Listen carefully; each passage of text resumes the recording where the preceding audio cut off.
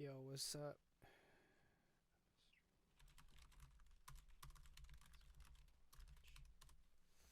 What's up, everybody?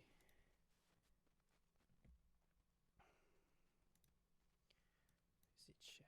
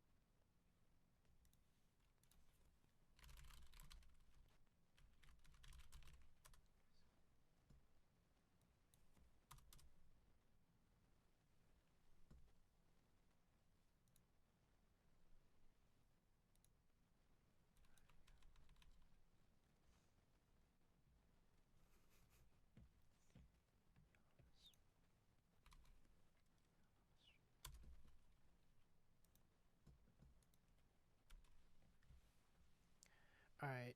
Let's see. Testing. Testing. Testing. Testing. Let me double check the audio right now.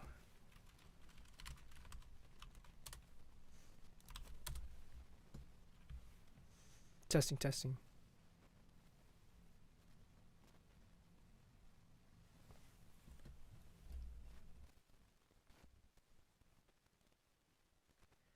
Testing. Testing.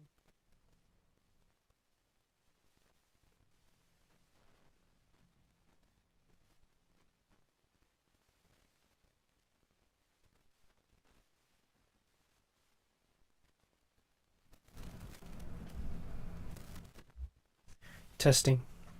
Testing.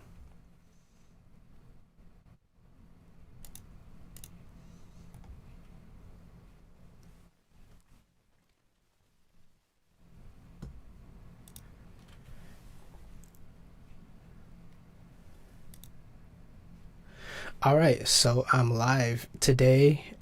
Ooh, that's really loud. Ooh. Testing. Testing. All right. So today I'm gonna be studying to get my health card. I got my health card way back in like 2008, 2009, but I haven't studied to get this at all. And my appointment to get my health card is next week. So I'm going to be checking out the study material for today. Maybe I'll turn up the audio just a little bit more. Testing, testing. Check one, two. Okay, that's better. All right, here we go. So I have my notes on one side, have chat. Yo, what's up? Who's my one viewer? What's up, chat? How's it going? Get that out of here. All right, so here's a food handler's book. And so I'm going to be reading this and taking some notes.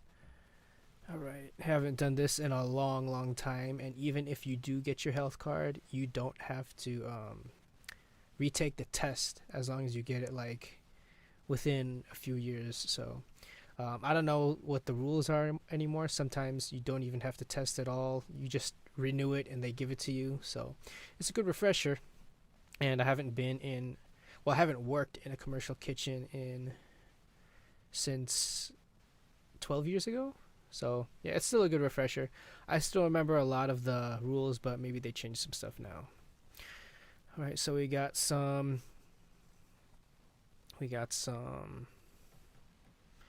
chapters, hygiene, approved sources. Damn, it's some moldy bread. Zoom in just a little bit. Temperatures. I think temperatures is where I sucked the most at. Usually we did have a chart or like a cheat sheet, but This is good to have. Food contamination. Oh, I know a whole lot about that. Refrigerated storage. Hold on. I'm gonna fix my lighting just a sec. Alright, I'm back. Lighting's way better now. So, refrigerated storage and then the glossary. So, excuse me, a little gassy today. This book was prepared by Southern Nevada Health District Environmental Health Division as an educational tool. For more information on taking the test to receive your food handler safety training card, visit www.snhd.info. Alright, here we go. Introduction about this book. The Southern Nevada Health District's food regulations focus on the control of foodborne illness, risk factors, and food establishments. Control of the 5 risk factors will help prevent foodborne illness. The person in charge of a restaurant must be knowledgeable about the risk factors in order to train food handlers and ensure food safety practices are followed. This information is enhanced through continuous training with emphasis on preventing foodborne illness. If there is a risk to food safety, such as loss of water, sewage backup, or pest infestation, then the food establishment should self-close and contact the health district. Okay, I didn't know that. But then again, I never owned a restaurant. I just worked in them, and I was a student in one, so yeah. Okay, so foodborne illness risk factors. Hold on. Let me see something real quick. Promo.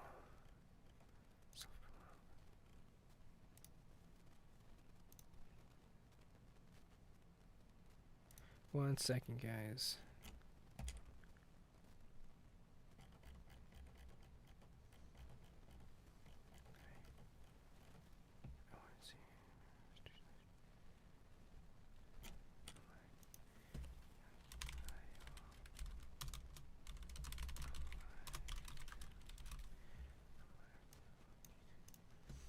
Oh, wait, let me share the stream with somebody real quick.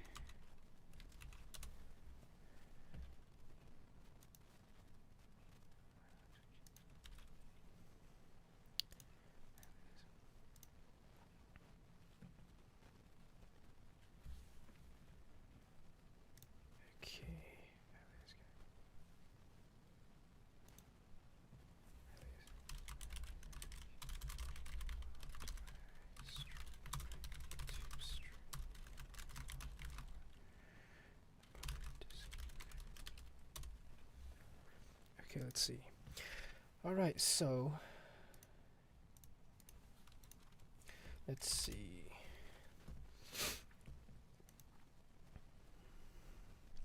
Poor personal hygiene. So it's 1, 2, 3, 4, 5 things. So 5 main foodborne illness risk factors.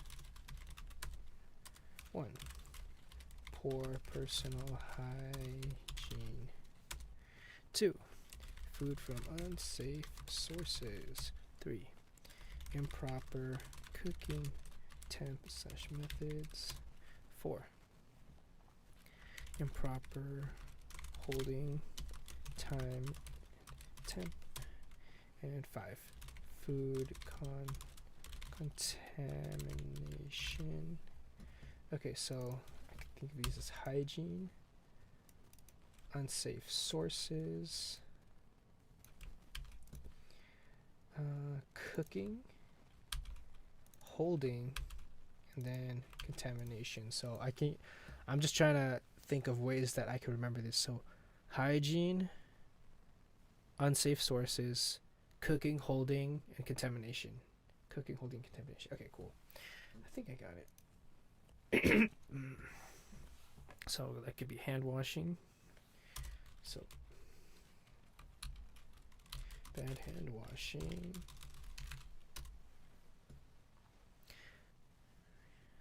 Bare hand contact with ready to eat food. Ready to eat food. Let me zoom out just a little bit. There we go. Let's see. Food handlers working while ill. So if you're ill but you don't have the following symptoms, I guess you can work. That's interesting. Okay, let's see. Working while ill, while exhibiting, let's see, vomit, diarrhea, sore throat, with fever. So you could have a normal sore throat, but with no fever and still work, I guess. Fever. Dang, what's this feedback I'm getting? Sore throat with fever. Infected cuts. Infected cuts. So I guess if you have an infected cut anywhere else on your body, you can work. And jaundice. Interesting. So we can...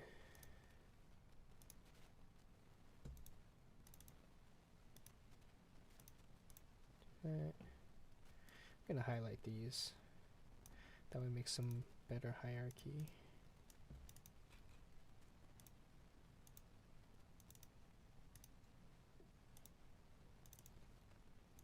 So the 5 main risk factors are bad hygiene, unsafe sources, I guess bad cooking, bad holding, and contamination. Yes, okay. Improper. They call it improper. Okay, I was just trying to remember it. That's why I closed my eyes when I said it. All right, next up. What do we have? Okay, improper source and unsafe sources. Like this. Food from unapproved source and or prepared in unpermitted locations. So, unapproved source, food from unapproved location / unpermitted location. Okay.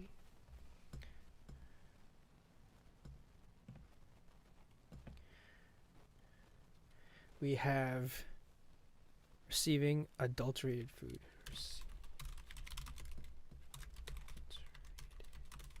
What does that mean? Altered in a way that affects their quality, safety, or nutritional value, often by adding harmful substances or removing valuable ingredients. What is this? It's a legal offense in the U.S. when a food product fails to meet legal standards outlined. It is legally considered to be adulterated food. One form of adulteration is the addition of non-substance to food in order to increase quantity of the food item in raw form or prepared form, which results in the loss of actual quality of the food. Adulterants. Some kind of adulterants are water or ice, carcasses of animals other than the animal meant to be consumed. Okay. Let's see. Here we go. For example, apple cider contaminated with E. coli and brie cheese contaminated with Listeria monocytogenes. Listeria monocytogenes are adulterated. 2 exceptions to this rule. First, if the poisonous substance is inherent or naturally occurring, and its quantity in the food does not ordinarily render it injurious to health, the food will not be considered adulterated. Thus, a food that contains a natural toxin at very low levels that would not be ordinarily harmful is not adulterated. Okay, interesting. Okay. Next up, improper cooking temps or methods. Yeah, I'm going to try to not go to Wikipedia so much because I do want to study all this. So, cooking temp. So, it's cooking, reheating. Reheating counts as, okay, it's a method, I guess. Freezing. So, these are all improper. Do that. Improper holding. Okay, holding. Time control. Improper time control.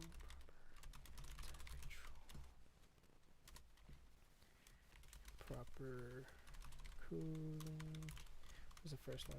It was improper hot and cold holding. Just proper holding period.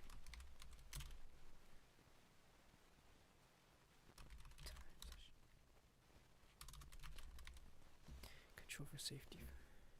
Temperature control for safety is TCS.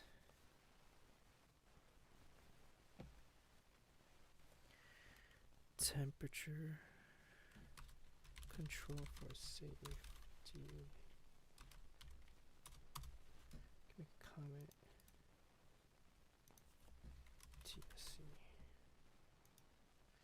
TSC is temperature control for safety. All right.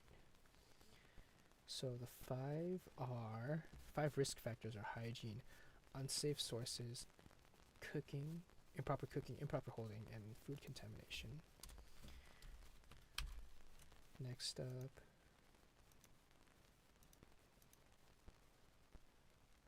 let's see. How do I not highlight this? There we go. Food contamination, use of contaminated / improperly constructed equipment. So, use of contaminated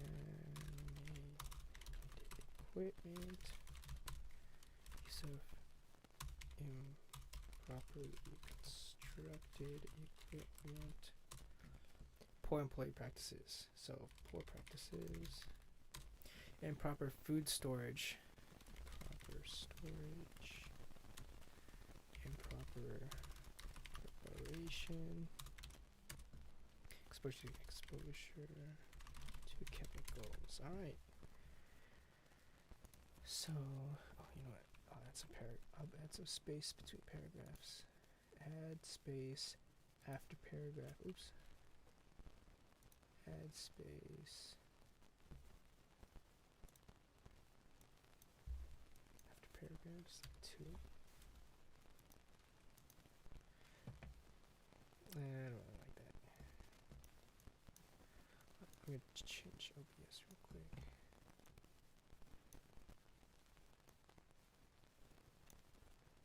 Here we go.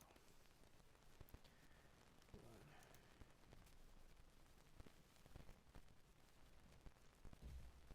Exposure to chemicals. Alright, next up, we got food hazards. So there's 3 food hazards. 3 food hazards. What is this feedback on the left? Hold on, guys. I'm gonna listen to the stream. Alright, we're back. Alright, as I was saying, 3 food hazards are biological, chemical, and physical.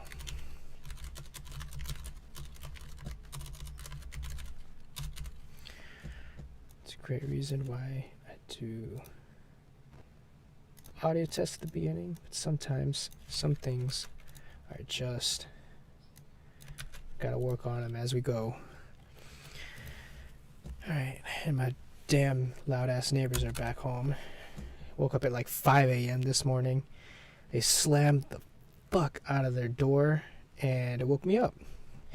Wasn't very happy because I had to be up in like 3 hours to give a presentation, but it's whatever. Okay, microorganisms.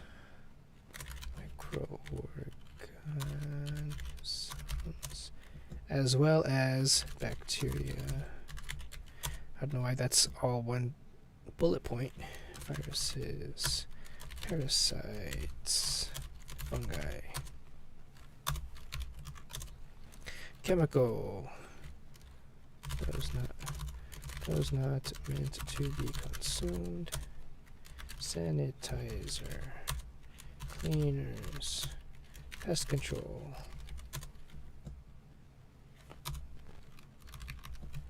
Keep away from food. Must keep away from food.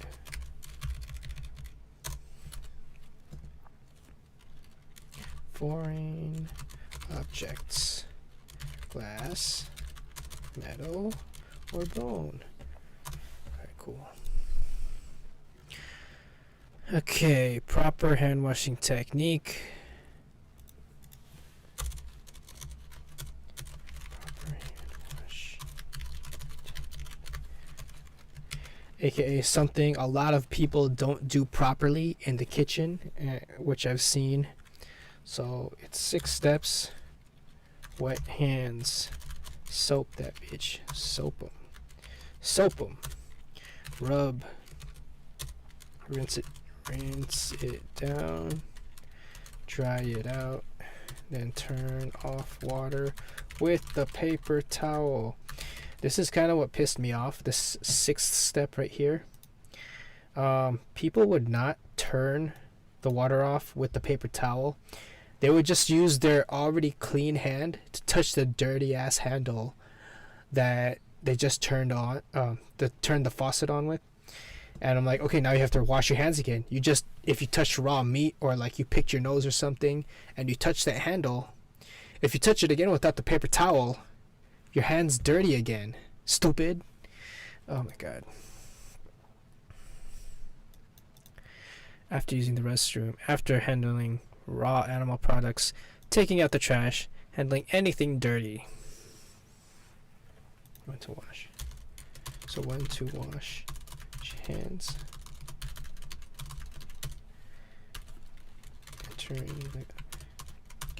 Okay.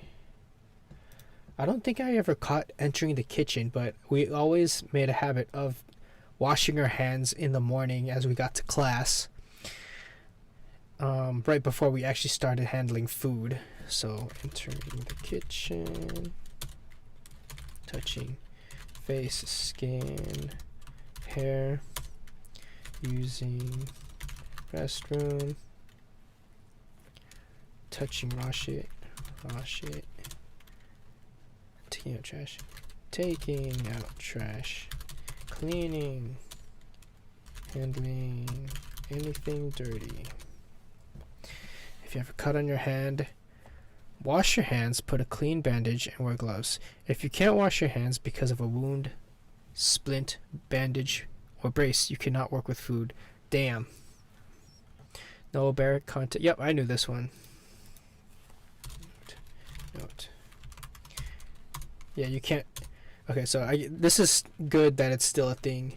So no bare hand contact with RTEs. Ready-to-eat foods cannot be handled with bare hands, using a physical barrier to prevent contamination from germs that have the potential to cause foodborne illness. These germs cannot be fully removed by proper hand washing alone. Ready-to-eat foods include cooked food, raw fruits and vegetables, baked goods, snack foods, and ice. Physical barriers include deli/wax paper, gloves, utensils such as tongs, scoops, and spatulas. Instead, gloves. Deli/wax paper, glove. Oh, I say gloves. Gloves, scoops, spatulas, tongs. Okay, noted. Okay, next topic, page 4. And 30 minutes in, I think I spent more time fiddling with the audio than actually studying. Uniforms, proper hair restraint, neat clean clothes, all wounds covered, no wrist jewelry, plain band ring, short and clean nails. Wrong uniform, hair coming outside the cap, dirty clothes, open and bleeding wounds. Gosh, that's brutal. Wrist jewelry, ornate or jeweled ring, long painted and or artificial nails. I remember when I was in school, there was this one student who had like the most disgusting long nails ever, and she would never cut them. And every time I saw her, I'm like, all I could think of it was her dirty ass nails. And I thought to myself, why are the teachers letting her work with these dirty long nails? Ugh, it's gross. And it's not like they were nail polish or anything. They were just her raw nails, and they were long, and you could see like where they were starting to chip, because you know when you have long nails you start to grab things. It just started to chip at the ends, and they look absolutely disgusting. So yeah, that was gross. And she had to be on one of my groups for like a few projects, and not only did she have dirty ass nails, she was dumb as hell too. So if you know, you know.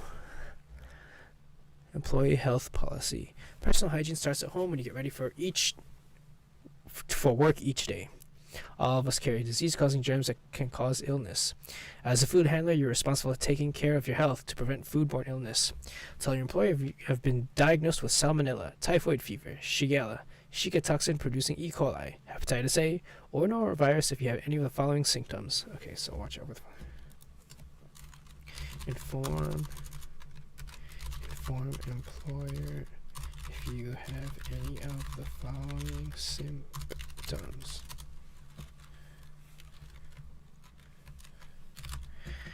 Vomiting, diarrhea, sore throat with fever,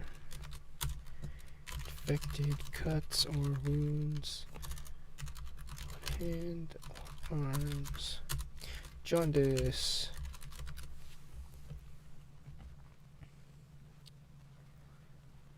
These are 6.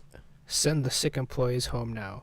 For salmonella, typhoid fever, Shigella, E. coli, hepatitis A, norovirus. Okay, I never heard of this mnemonic device before, but let's see if I can remember. An easy way to remember this: the big 6 foodborne illnesses. Send the sick employees home now. Salmonella, typhoid fever, Shigella, E. coli, hepatitis A, norovirus. Okay, let me close my eyes. Send the sick employees home now. Send for salmonella. The for typhoid. Sick, what the fuck was it? Shigella, yeah. Okay, let me start over. Shigella, E. coli, hepatitis A, norovirus. Okay, send the sick employees home now. Send salmonella, typhoid, sick, Shigella, employees, E. coli, hepatitis, now norovirus. Okay, that's cool. Send the sick employees home now. That's a good mnemonic device, actually. Send the sick employees home now. Let's make a table. What is this alignment? Do you guys not know how to make a freaking table? If I could do it in Word, you guys could definitely do it in whatever the hell you use to build this study guide. So let's align this. What the hell? Okay, anyways, send for salmonella. Salmonella. The for typhoid. Sick for Shigella. Employees for E. coli. Home for hepatitis A. Now for norovirus. Cool. You cannot work again until symptom-free for 24 hours without the use of medicine. Okay. Let's make a note.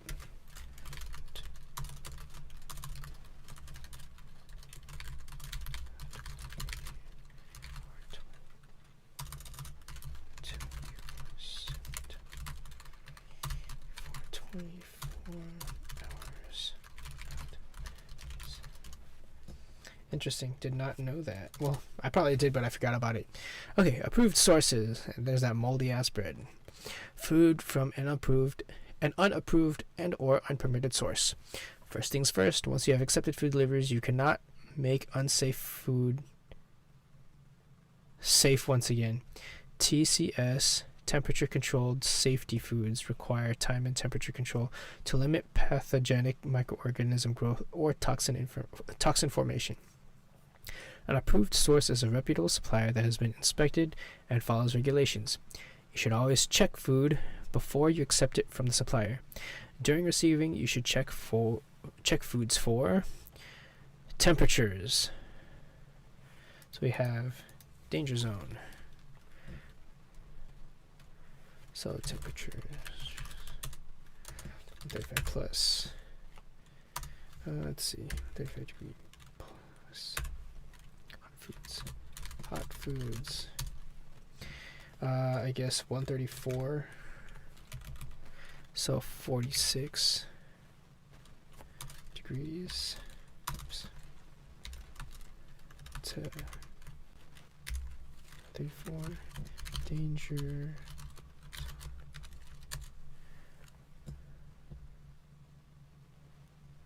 So 42 to 45. 45. That is. Let me double check my. Let me check my. Okay, we're good. Audio. I thought audio was weird for a second. There you go.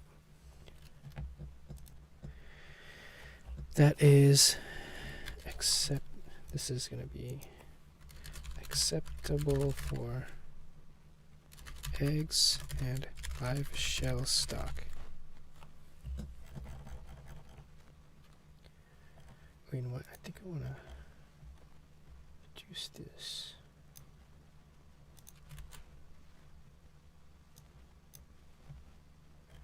But that's better. Yeah, I like this. So.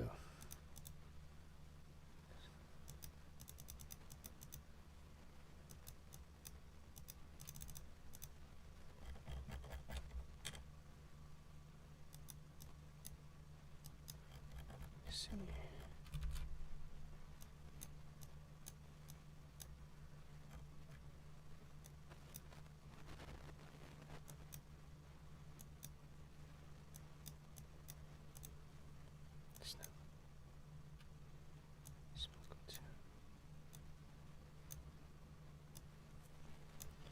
There we go. Yeah, that's better. Okay. Wow. Temperatures. So 135 and up is good for hot food. 46 to 134. Now, here's the weird thing about this. When I learned this in school, I learned that like 40 to 140 was the danger zone.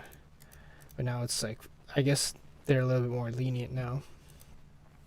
And then 42 or below. 42.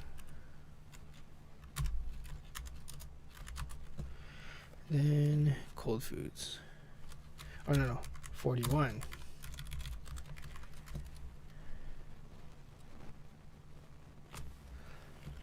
Cold foods. Oh, this is only for eggs and live shell stock. Okay, 41. Okay. Cold foods. Frozen food should be solid. Got it. Okay. I'll make another table for this. Let's make it a little bit easier to read. So, here we go.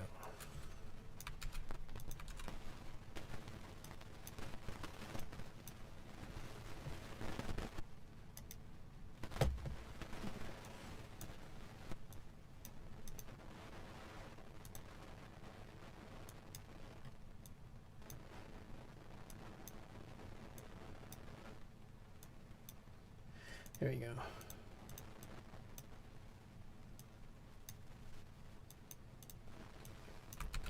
So 35 plus. There we go.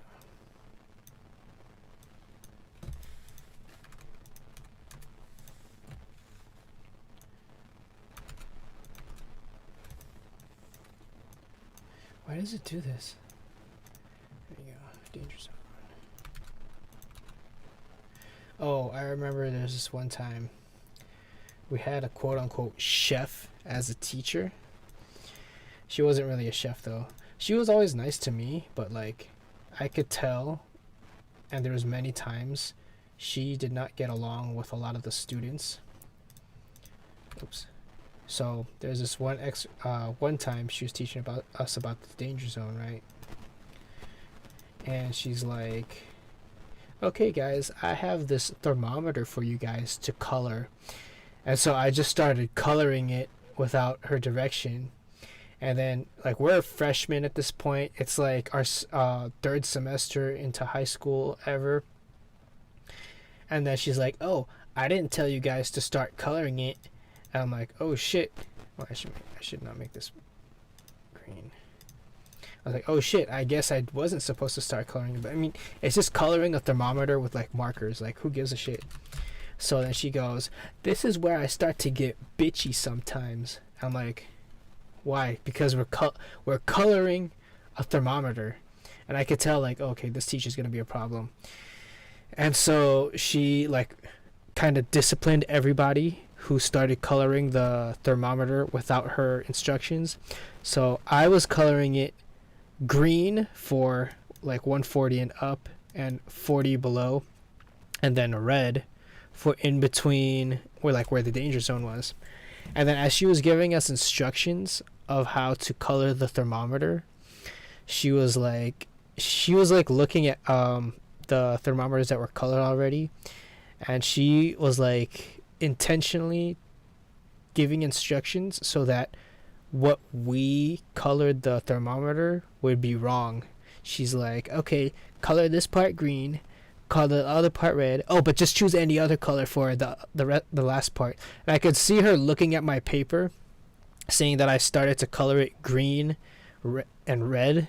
So I guess she just said that, "Oh, choose another color, for the other part," just to like spite the people that started coloring it. So that kind of pissed me off.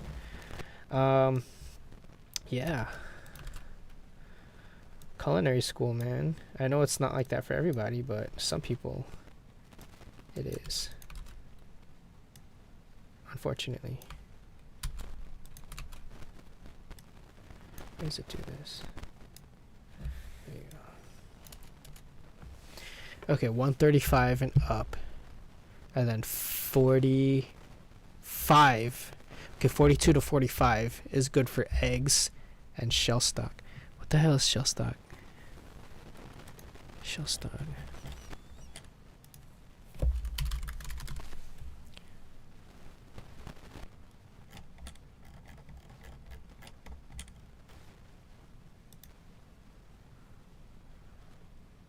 What?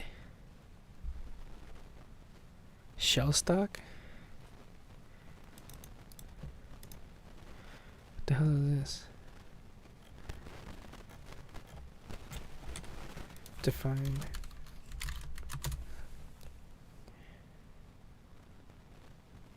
In shell product. Mollusks. Oysters, clams, mussels. Oh, okay. Freaking Wikipedia didn't help me. Alright, so we have the temperatures. Overall wholesomeness. Reject cans that are dented, swollen, or leaking. Yep, absolutely. Frozen foods. Reject frozen foods that have ice crystals or liquid in the packages. Yeah, you want freezer burn shit. Spoilage. Food should not be slimy, sticky, off color, or have bad odor. Expiration dates. Food should be within the use by date marked from the manufacturer. Used by, best before. Okay. Signs of contamination or from pests or spills. Packages should be clean, dry, and intact. Proper labeling and invoices. Food must be identified as to what it is and where it came from. So you have to have the ingredient list. Shell stock tags. Shellfish tags must be kept on file for 90 days. Okay, I didn't know there were shellfish tags. When I was in culinary school, there was actually no... we didn't really work with shellfish that much. I think it's because it was really expensive. Might have changed now, but we'll see. Parasite destruction for some fish. Fish served undercooked or raw must have documents from the supplier explaining how the fish is frozen or raised. Yeah, again, we didn't really mess with fish too much. Okay, let's reject food if it does not meet standards rather than accepting it from the supplier. So...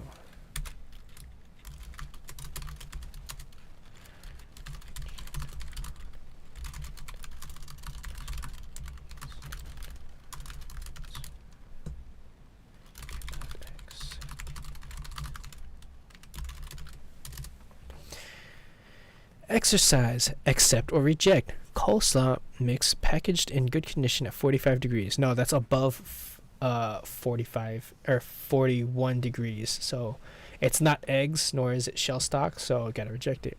Clean and unbroken raw eggshells at 45 degrees Fahrenheit. Yes, you could accept that. Fish with sunken eye and cloudy eyes. You cannot accept that. Yeah, cloudy eyes is bad. Fish eyes need to be clear. Cheddar cheese with small mold spots. Yeah, you don't want any mold on that. Fresh beef that springs back to touch. Yeah, if you touch it and it doesn't spring back, fibers are pretty fucked. Okay, let's see. Proper temperatures. Although cooking food is the only way to reduce the number of germs to safe levels, you must store time-controlled safety foods at correct temperatures for safety. It is important that foods requiring time and temperature control for safety stay out of the temperature danger zone, where the bacteria go the fastest. Keep hot foods hot and cold foods cold. Yup, that's a big one. Hot food. Keep hot food hot and cold foods cold. That's a huge one. I remember hearing that all the time. When using time as a public health control, TCS foods held at room temperature should be held for a limited amount of time and then discarded. Gotcha. Yeah, I remember this. I remember there was this diagram where it showed 3 types of bacteria. The top bacteria was like dying. The middle bacteria here in the danger zone was like super happy. And then the bottom bacteria for the cold holding zone was like shivering to display like slow growth of the bacteria. Yep. It is important to maintain foods 41 degrees Fahrenheit or below when thawing, defrosting. Use an approved thawing method, under refrigeration, as part of cooking, in microwave, to be immediately cooked. Fully submerged under cold running water. Okay, under refrigeration. Plan ahead. Items may take several days to thaw. Maintain refrigeration at 41 degrees Fahrenheit or less. As part of cooking, take directly from frozen to cooking. This is great for foods that are small. And microwave to be immediately cooked. Transfer immediately to a conventional cooking process or cook completely in the microwave. Yeah, first off, don't cook in the microwave unless you like really have to. But honestly, like a lot of microwave cooked food is like kind of disgusting. It's all watery, doesn't taste fresh. I only use microwaving to like heat food. I never use it to cook. Fully submerged under cold running water. Ensure running water flows fast enough to remove and float off loose particles. Ensure all portions of food are fully submerged underwater. Running water should not be cold. Food should not rise. Running water should be cold. Food should not rise above 41 degrees Fahrenheit. Yeah. There was this one time I saw like these sophomores in high school. They were like thawing food under hot water. And I'm like, I don't care how you do it at home. That's not how you do it here. And then the girl was like, that's how I thaw food at home. Okay, but we're not at home. You have to use cold water here. So yeah, it's super important. Fully submerge and run that frozen food under cold water. Proper temperatures. Cooking TCS foods to their required temperatures is the only way to reduce the amount of germs to safe levels. Use a calibrated and sanitized STEM thermometer to check food temperatures.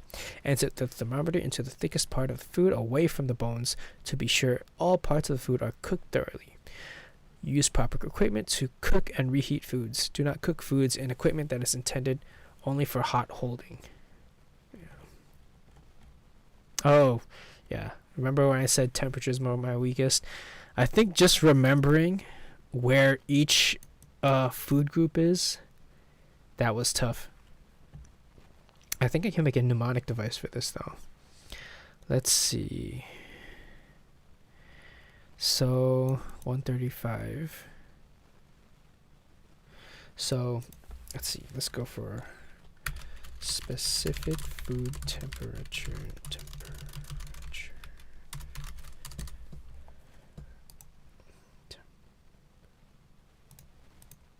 I know I spelled that wrong. So we got the 165 group, 155, 145 group, and then 135, and then danger zone.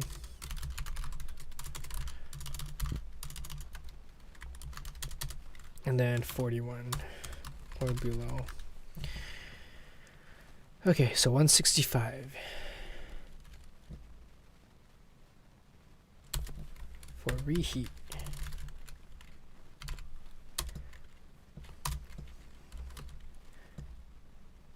hot holding for 2 hours.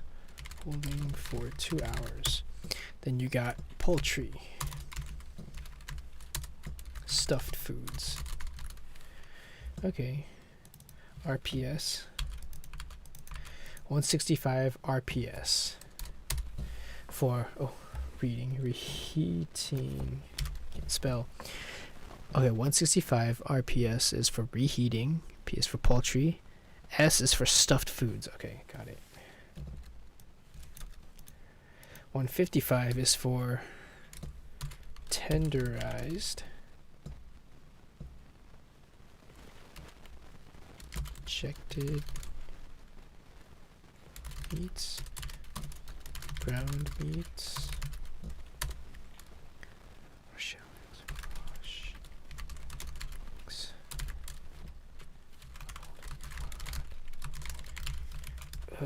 Tenderized, injected. TI.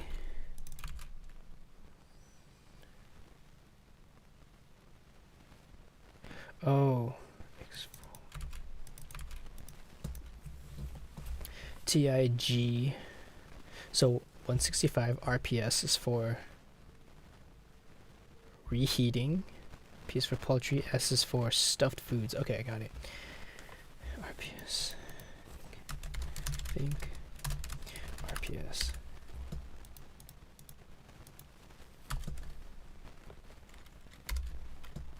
Tenderized, injected, ground eggs. Tiger.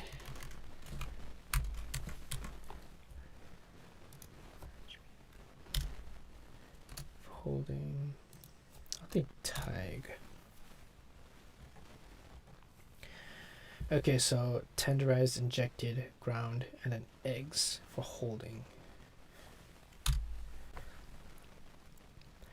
So TIGE, tenderized, injected, ground, and then eggs for holding. Okay, at 155. So 165 RPS is, so at 165, that's for reheating food, poultry, and stuffed meats, or stuffed foods. Okay, stuffed foods. And then 155 is TIG for tenderized, injected, or ground meats, and then eggs for holding. Okay, I got it. 155. Next up is the 145 group. We got whole muscle meat. Whole muscle meat. Roasts can be 130. Okay. Fish. Seafood, and then raw shell eggs for service. So let's see, this is WFSE, eggs for service. So WFSE, so let's review what I know so far. So at 165 is RPS, which is for reheating food, poultry, and stuffed foods. Oh, okay. And then 155 is TIGE for tenderized, injected, or ground meats, and then eggs for holding. And then 145, WFSE. WFSE. 145 WFSE. So whole muscle meat. Whole muscle meat. Whole muscle meat. So W is for whole muscle meat. WFSE. Whole muscle meat, fish, seafood, and eggs for service. Okay. So 165 is for reheating, poultry, and stuffed meats. 155 is TIGE, which is tenderized, injected, ground, or eggs for holding. And then 145 is WFSE, whole muscle meats, fish, seafood, and eggs for immediate service. Okay, got it. 135. This is for fruits.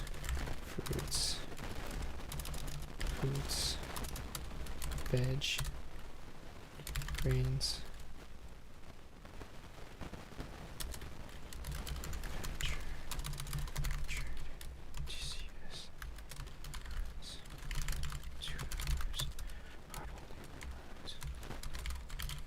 Okay. Hot holding.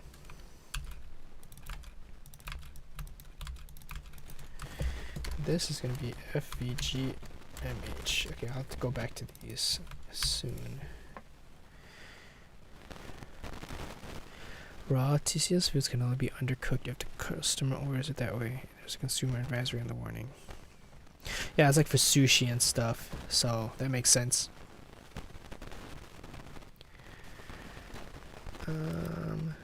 What else?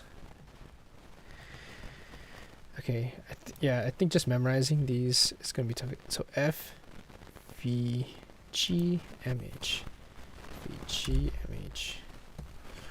Okay, so just trying to memorize these. 165 is RPS, which is for reheating, poultry, and stuffed meat or stuffed foods. Okay, 155 TIGE for tenderized. Okay, tenderized, injected, or ground meats, and then eggs for holding. 145 is WFSE, whole muscle meats, fish, seafood, and then eggs for immediate service. That's 145. 135 is for fruits, vegetables, grains, and then food for holding, and then manufactured foods to be served within 2 hours.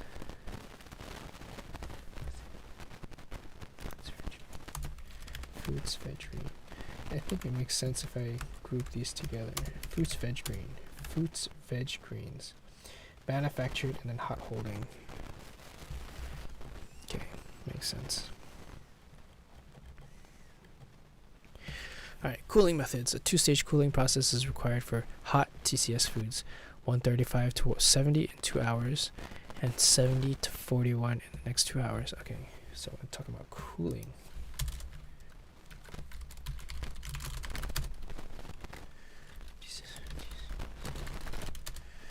So 135 to 70.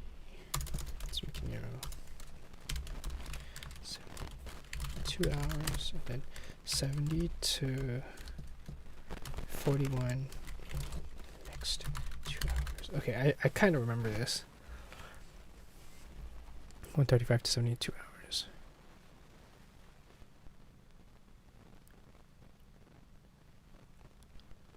Yeah, that's bad. This must be discarded. Rice met 70 degree and then 41 degree. Okay. So a 2-stage cooling method. Okay, cooling foods quickly and safely is important to ensure foods spend a minimum amount of time in the temperature danger zone. Use a method that will speed up the cooling process, such as using an ice bath or dividing hot foods into shallow pans, then placing them into a refrigerator. Stir food regularly to allow heat to escape. Yep. Thermometer calibration. Okay.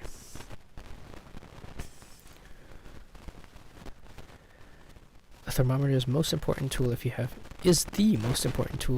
to ensure food safety. It is important to calibrate your thermometer for checking the internal temperatures of food.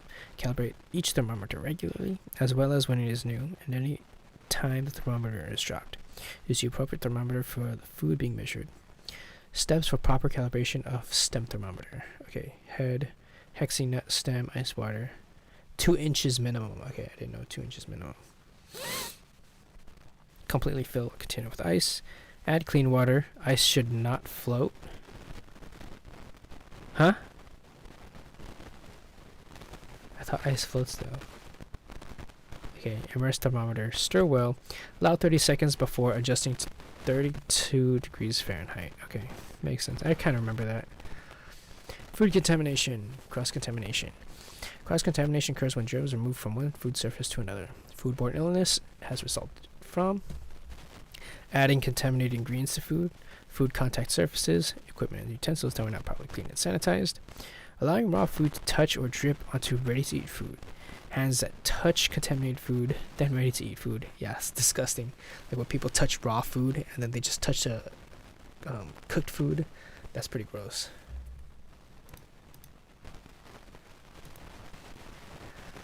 Okay, avoid other food cross-contamination by using separate cutting boards and utensils for raw products, such as shell eggs, meat, poultry, ready-to-eat foods, or cleaning and sanitizing equipment in between uses.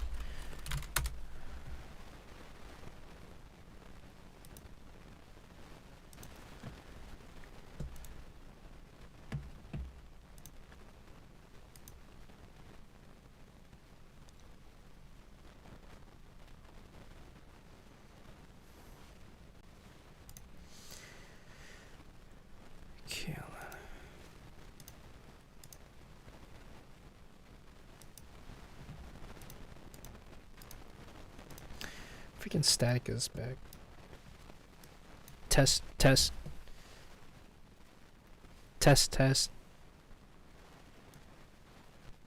Testing.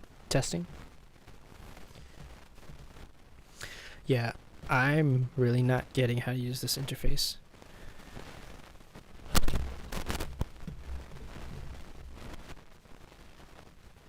One second, everybody, just gonna reset something.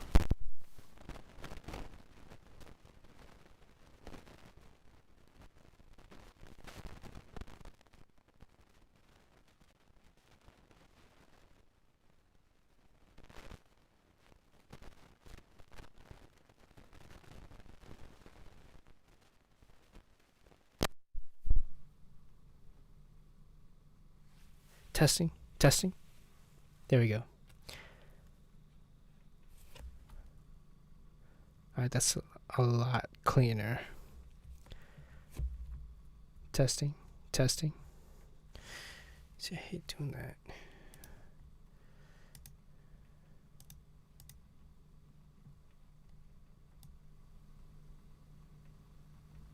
Testing. Alright. Alright, back to it.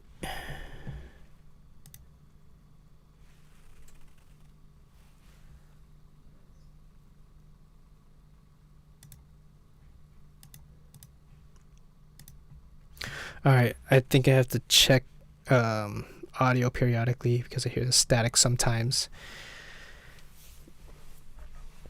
Yeah, I really think it's my interface because it's grabbing noise that I don't really like.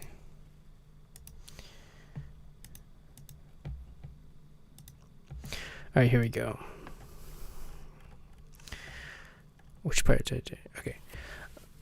Avoid other cross-contamination by using separate cutting boards and utensils for raw products such as shell eggs, meat, fish, and poultry.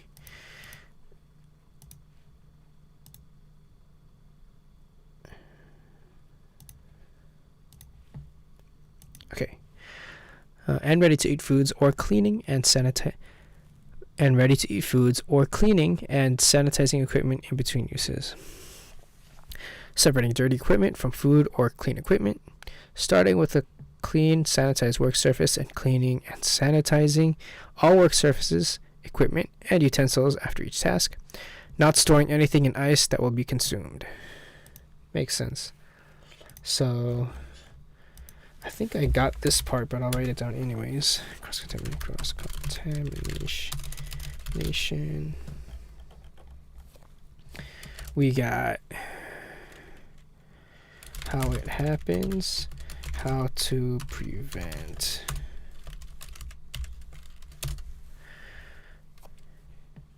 So adding contaminated ingredients. I got that static back.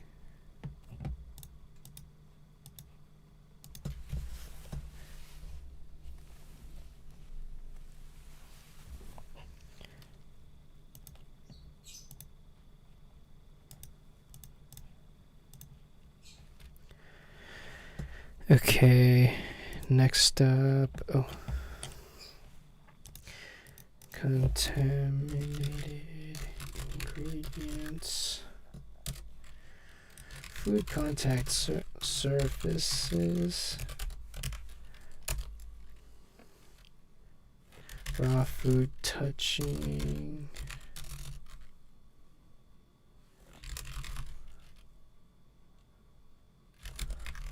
allow me to trip on RTE foods.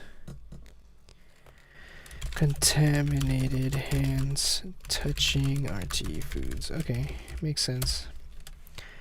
Use separate cutting boards. Use separate cutting boards for eggs, meat, fish, poultry.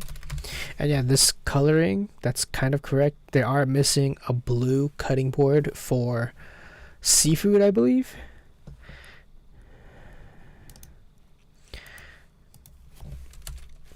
Let's see, separating dirty equipment from food or clean.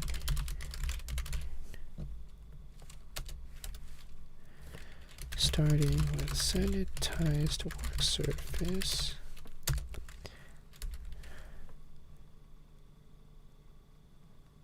Not storing any. Starting with a sanitized work. With a sanitized work surface. Storing anything in ice that will be consumed. Okay, cleaning and sanitizing. My favorite 5-step dishwashing method.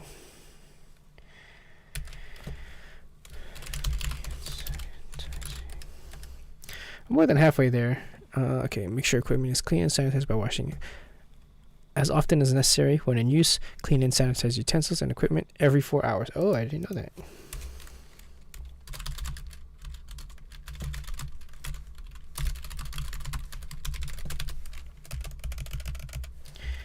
I did not know that.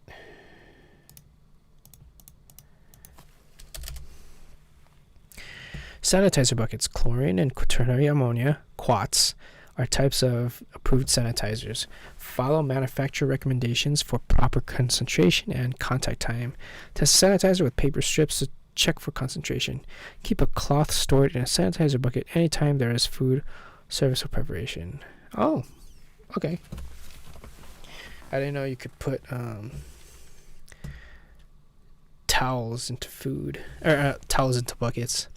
3-compartment sink. Yeah, I'm not really a fan of using this, but if you gotta use it, you gotta use it. I don't want to use any dirty dishes when serving to people.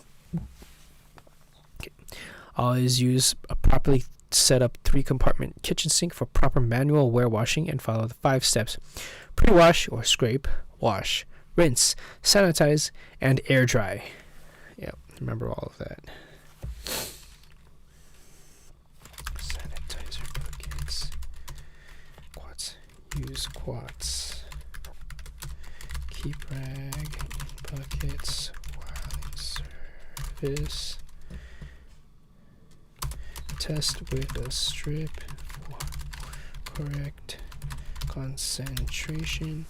And I remember when I worked in a commercial kitchen, they had oh no, that's not sanitizer, that's vegetable wash. Never mind.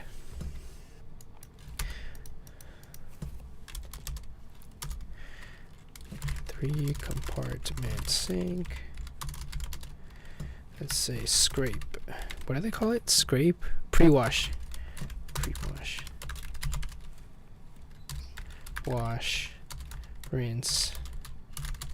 Sanitize. Air dry. Yep. Yes, sir. Dish machines. High temp and chemical. Dishwasher machines. 2 types. High temp and chemical. I think we had high temp one. Sanitizing is reducing the number of germs to safe levels. Chemicals and heat are used to sanitize food contact surfaces. Read the manual and dead plate on the machine for proper operation. Surface temperature. Food contact surfaces in high temperature machine must reach at least 160 degrees Fahrenheit. Measure the proper concentration of chemical sanitizer by using test strips. Measure temperature of high temperature dish machines by using a min-max thermometer or temperature sensitive tape. Oh, okay.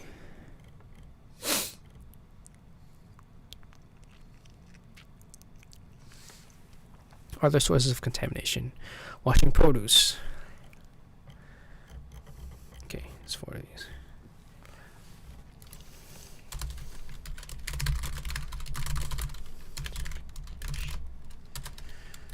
Okay, washing produce. Utensils, storage, pest control. Smoking session in kitchens. Oh damn, I'm hella guilty of that. Okay, washing produce. Wash fruits and vegetables under running water before cutting, combining with other ingredients, or cooking. Pests and dirt can hide in inner leaves. Remove outer leaves and pull lettuce and spinach completely apart. Rinse thoroughly. Cut away bruised or damaged areas when preparing fruits and vegetables. Utensil storage. Store utensils in the following manner, with handles pointing in the same direction. Okay. On a smooth, easily cleanable food contact surface. In water that is 41 degrees below or 135 degrees above. Under running water. Okay, makes sense.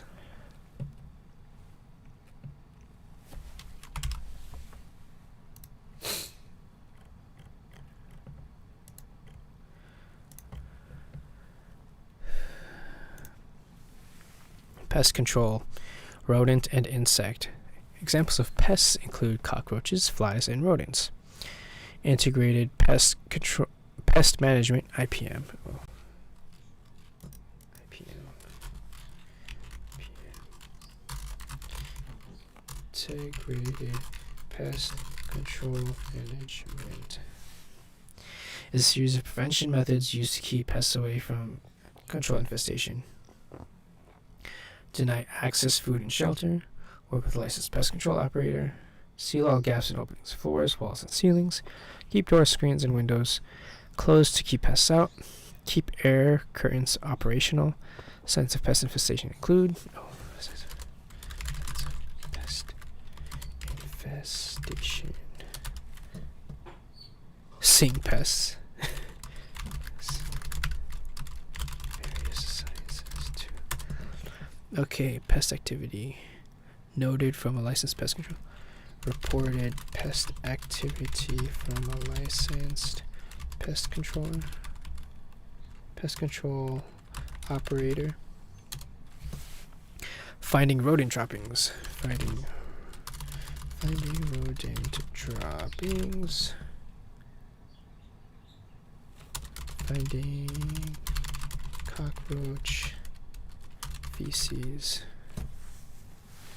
Bite marks on food containers. Bite marks, food containers. Yep. A single rodent in a facility requires immediate pest control consultation. Do not use pesticides labeled as household use only. Only a licensed pest control operator can apply restricted use pesticides. Smoking in the kitchen. Rules regarding smoking, eating, and drinking in the kitchen. Prohibit eating, smoking, and drinking while preparing or serving food, while in areas used for preparing or serving food, or while in areas used for washing equipment and utensils. Eating and smoking are only permitted in designated areas away from food or where washing areas. Smoking areas must be compliant with the Nevada Clean Indoor Air Act. Okay. Well, when I was in high school, obviously we couldn't smoke, so I don't know too much about that. But yeah, a lot of people do smoke once they are in the kitchen in many casinos. Refrigerated storage. Okay, this is where I might need to review as well. Proper food storage and preparation are key components of preventing foodborne illness. Store and prepare foods to protect them from cross-contamination. All prepared foods must be covered, labeled, and dated when placed in storage. Okay. Storage. Food storage. All foods must be covered.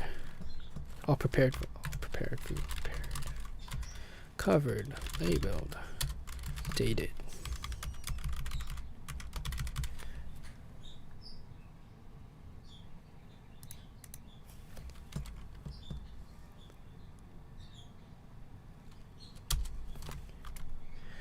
TCS foods. Foods must be used within 7 days.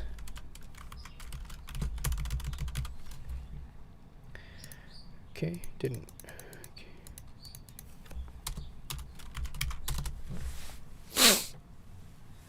Okay, so let's call this refrigerator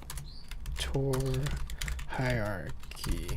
First off, you got the cooked, ready to eat foods, cleaned, prepped fruits and veggies. Then you have unwashed fruits and veggies.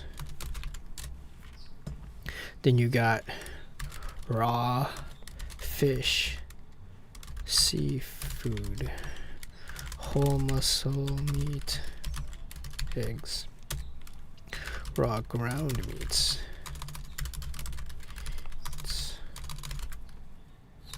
Can't type.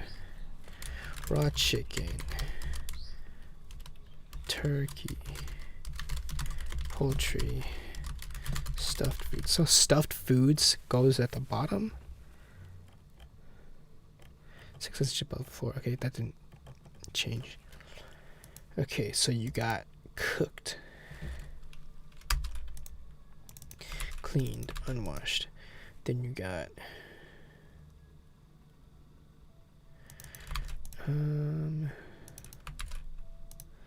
so I could think of this as I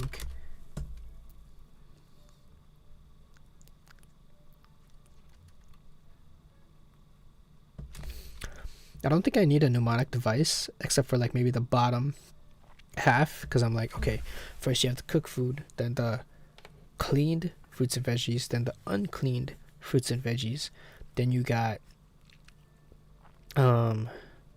fish and seafood, then you have ground beef, then you have raw poultry, chicken, turkey, stuffed foods. Okay, and I missed eggs. All right. But yeah, I think I could cut this in half. I think this part I'm good with. I think these are the only things. So I think ground meats go in the middle. I think if I just remember that ground meats go above chicken, turkey, and poultry, that's alright. And yeah, because these definitely would drip on everything else. Okay. I think I'm good here. Let me see if I think. Okay, let me close my eyes. So at the top you have cooked and ready to eat foods. Then you have washed and prepared fruits and vegetables. Then you have prepared fruits, or unprepared, unwashed fruits and vegetables. Then you have, where's the dairy in all this? Where the fuck? Oh, I guess that'd be ready to eat foods at the very top. Okay, then you got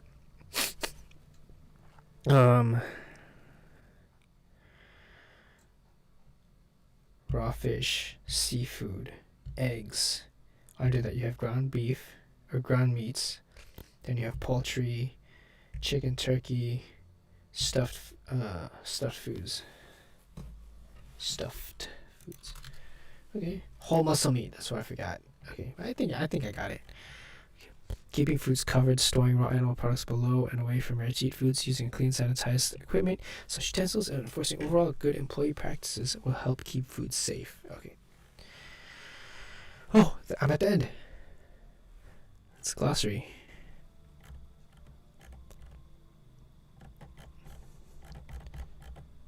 Oh, cool. So that was the practice booklet. Let's see what other training materials they got.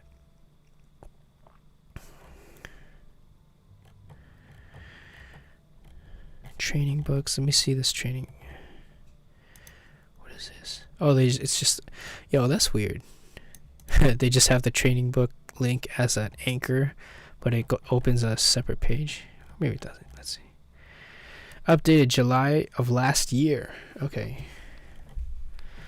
Let me see. Let me see. Spanish one. So in Tagalog. Let's see. Manual de capacitación para manipuladores de alimentos.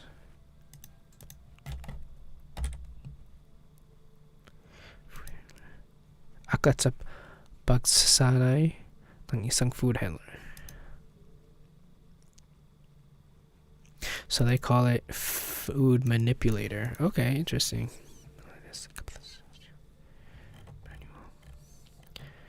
Higiene personal, fuentes autorizadas, temperaturas adecuadas, contaminación de los alimentos, almacenamiento refrigerado, glosario. Okay. Interesting. Online renewal.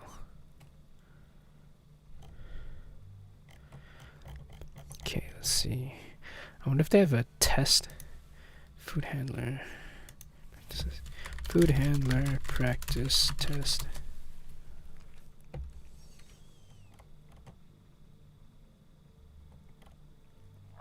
Oh, food handler card's good for 3 years. Yeah, I knew it was a few years because I know I didn't have to renew it every time, but I had to do it right before senior year. Okay, so that's good that it's 3 years. Okay, I want to see this online renewal. We're currently offering online food handler safety card renewals to qualified food handlers only.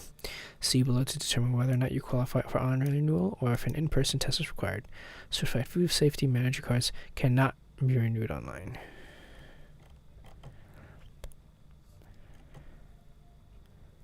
Oh no. I definitely did not.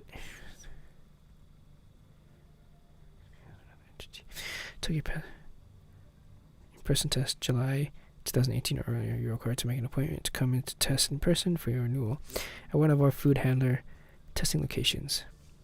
Card numbers that start with 0 are not eligible. Yeah, I'm definitely not eligible.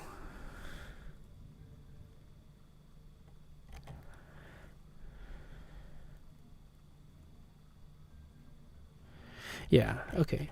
So yeah, that was interesting. Glossary. I remember also we had to test with a third party to see if we could get a food safety certificate. I definitely passed. I got like 80% on it, but I have no idea what my certificate was. But yeah, that was interesting. So yeah, let's look at my notes real quick. Okay.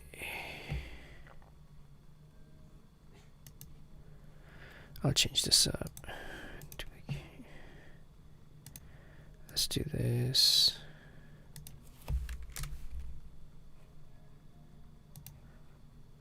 Okay. Change this up a little bit. There we go.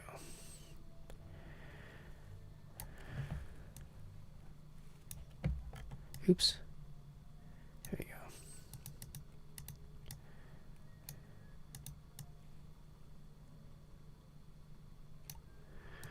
Oh, come on.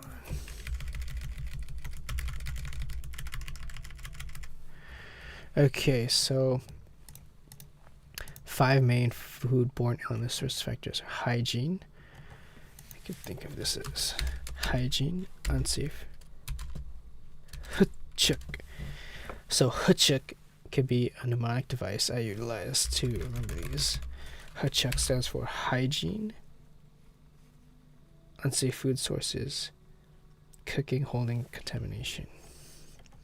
Hygiene, unsafe sources, cooking, holding, contamination. Hutchuk. 5 main foodborne illness factors are hygiene, unsafe food sources, cooking, handling, contamination. Okay, I got it. Biological, chemical, physical. Yep, knew that. Yep, knew that. Okay, I think I got it. I think if I take like a practice test, I'll probably pass.